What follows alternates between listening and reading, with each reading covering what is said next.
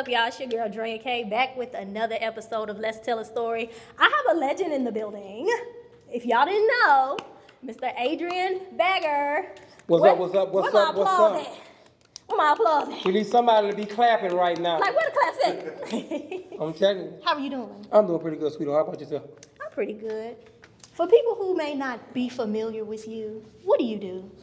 I'm one of the last standing I'm one of the last standing blues artists from Louisiana, from Baton Rouge, Louisiana, along with Polk and Tyree Neal, Miss Jackie Neal, Veronica Reb, Cold Drink, a whole host of other great Southern soul artists come from Baton Rouge. But I happen to be one of those people. You're a legend.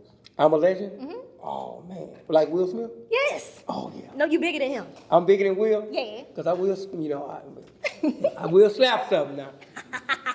But yeah, I appreciate that. No, for sure. So, where did you get your start? This is called Let's Tell a Story. Where did you get your start from?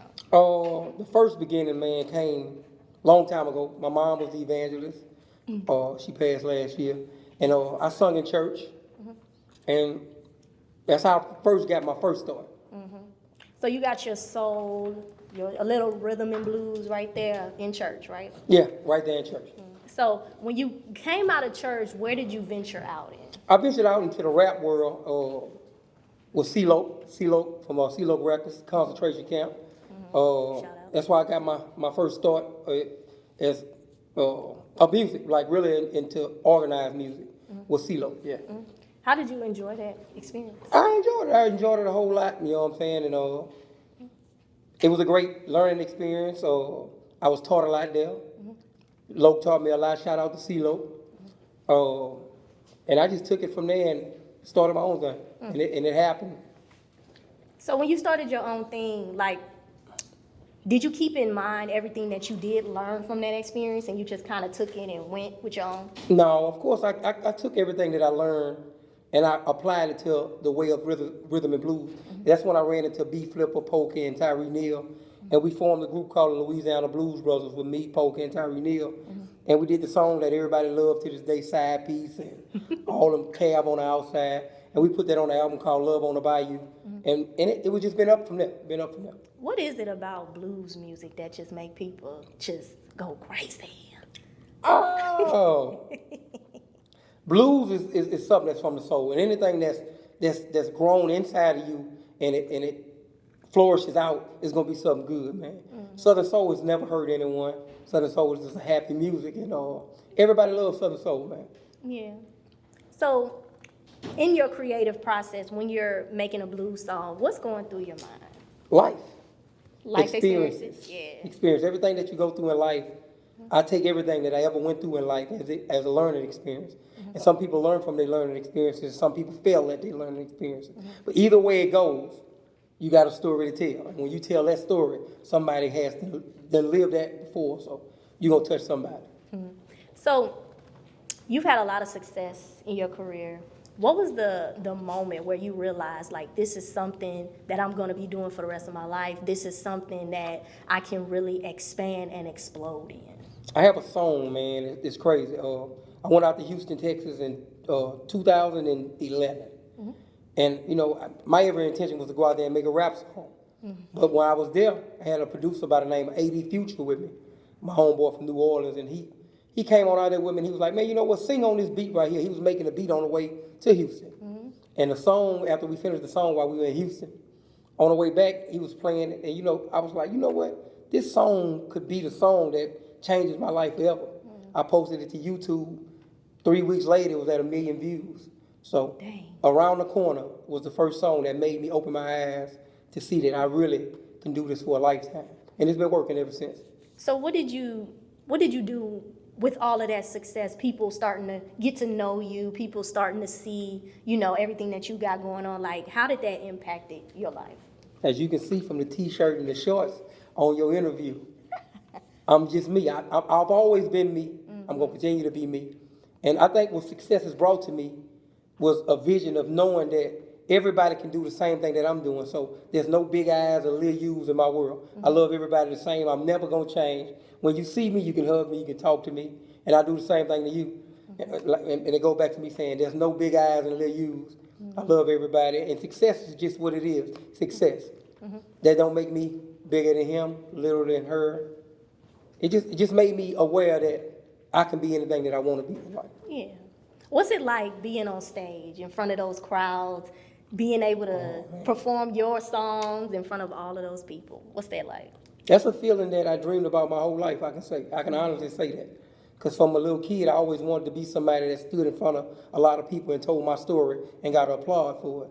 And but this music has done that for me, so I'm actually living my dream. Every time I go somewhere and I grab the mic, and before I can say a word, everybody out there singing it, that just opens me up so big inside to where I want to pop and just smile my way out of life. But you know what I'm saying? You gotta maintain yourself, but it's a great feeling. It's actually a great feeling to do that. For sure. So all of your songs have experiences, as you were saying. Your latest song, "Too Old to Cheat."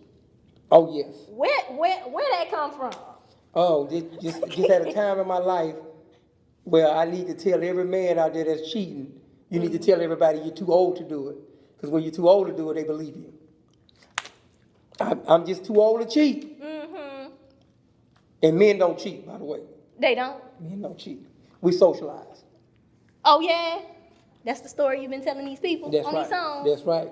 Wow. Women do it too. No, we don't. We do not. Not us. Y'all see that look? We don't.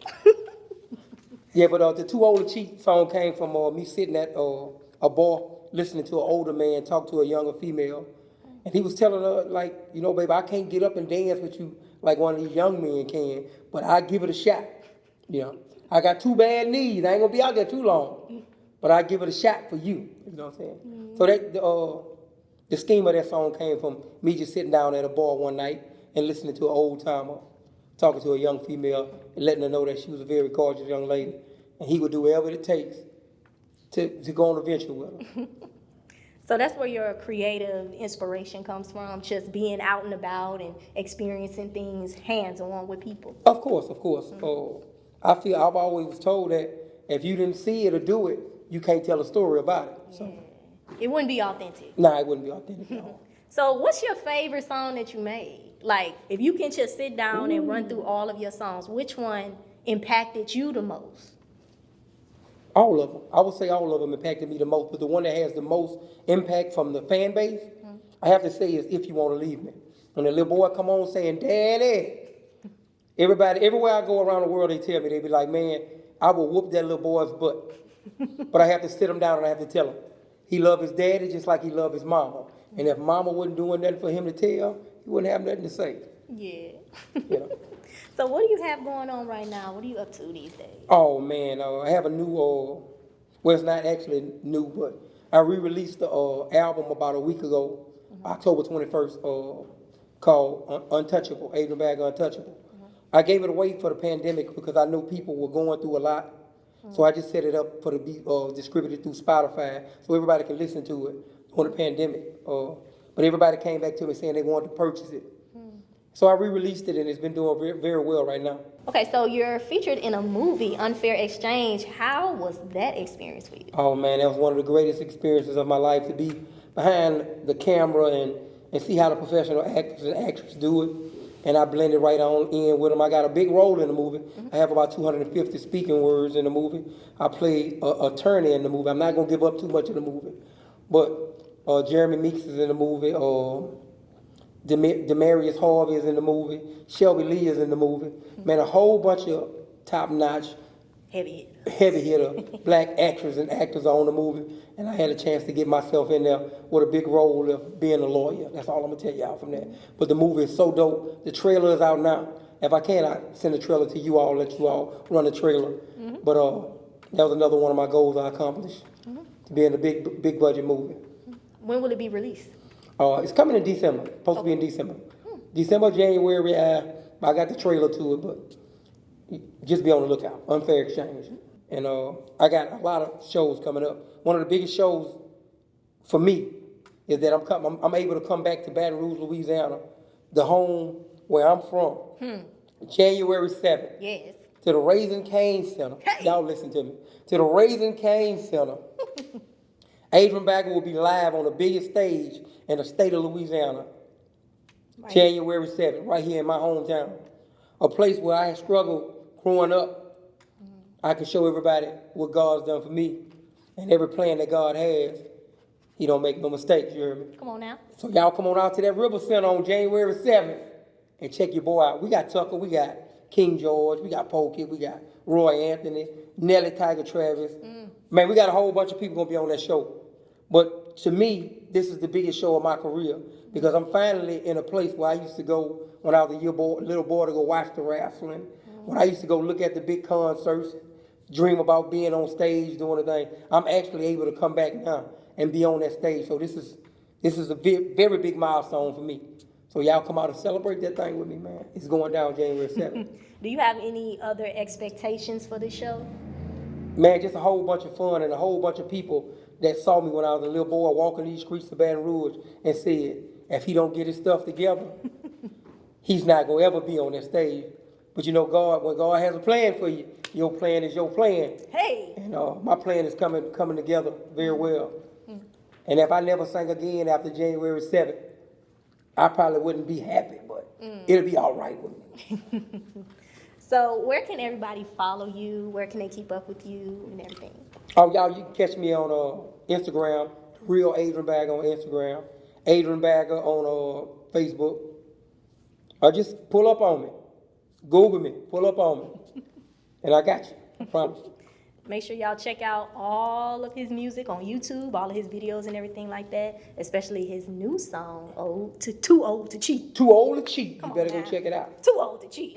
This has been another episode of Let's Tell a Story. Make sure you all subscribe to YouTube. Check us out on the Antidote Network, on Roku TV as well. And we gonna see you January 7th. That's right. We coming. We pulling up. All right, pull up. I got one more thing I want to say. Okay, go ahead. Mama made it.